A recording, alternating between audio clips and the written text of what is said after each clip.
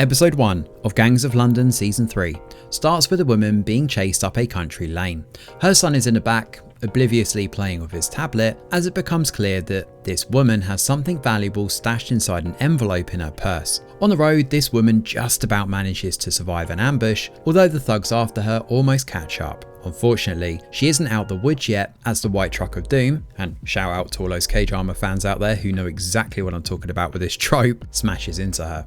With the car upside down, a hooded figure approaches, grabs the envelope and takes off, just as a car explodes. As we later find out, this happens to be Elliot's wife and son, explaining his involvement here. Back in the present, Elliot has progressed and now has a well-drilled drug operation, working to distribute his gear across the city. He's supplying all of London, but it would appear that his current batch has been tainted. Numerous people collapse after taking this new batch of cocaine, including a powerful Korean dealer too. Given Elliot's shocked reaction, it would appear that he's not behind this. Marianne meanwhile visits Luan, who's a little rattled as he believes Sean is going to turn them in.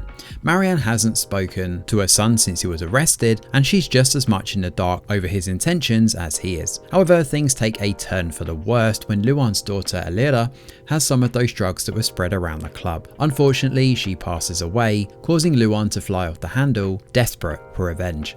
As we soon find out, there are over 300 fatalities across London as a result of this cocaine, and that figure only continues to grow. The authorities, including the Mayor of London, Simone, scramble to try and find a solution. The thing is, the Mayor is also doing cocaine on the side, although she seems to be one of the luckier ones as she snorts some cocaine prior to learning the news and seems to be okay. Off the back of this, the Mayor decides to crack down on fighting back against these gangs, with Elliot labelled as public enemy number 1. They have his picture and she briefs her team on this, and as news spreads, the gangs are not happy and meet in secret, trying to get to the bottom of this. One person who's wiping her hands of involvement and staying quiet is Marianne. She's closed her ports off to Elliot, not wanting to work with a police officer, or well, ex-officer, while Lale appears to be under scrutiny too here from those closest to her, especially Marwen, who comments that she's acting shifty. Elliot and Luan head out to track down the distributors, but find evidence of a hooded man showing up on the CCTV cameras, killing the entire group. His hood is up and his identity a secret, and for now, Elliot realizes that their shipment has been tainted with deadly fentanyl. This man could be the key to figuring out where along the chain their shipment has been spiked.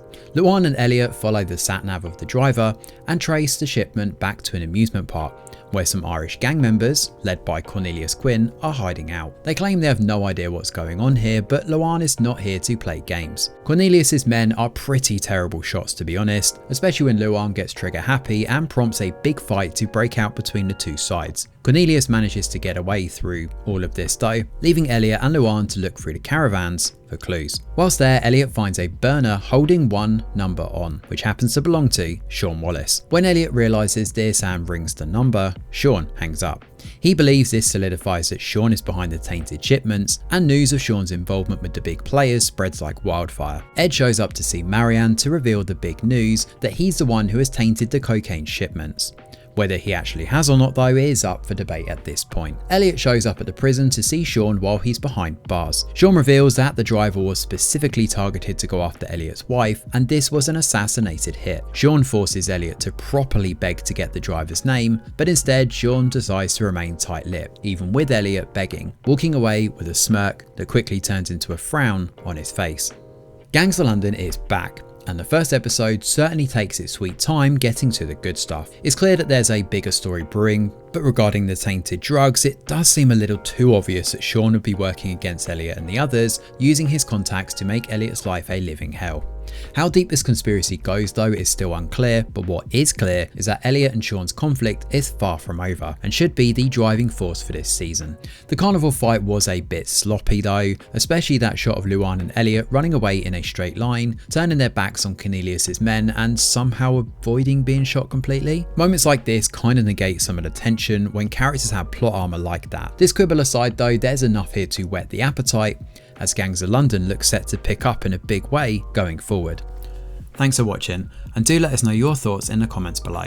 Smash a like or subscribe to the channel, your support is very much appreciated. I'm Greg Wheeler, and from all of us over here at The Review Geek, we'll see you on the next video.